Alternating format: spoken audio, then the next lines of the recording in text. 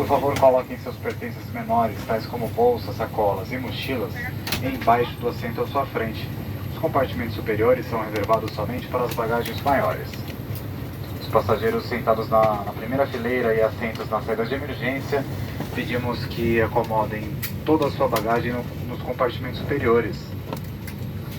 De acordo com as autoridades locais da Anvisa, o uso da máscara cobrindo nariz e boca é recomendado durante a permanência a bordo. Juntos faremos uma viagem segura. Muito obrigado.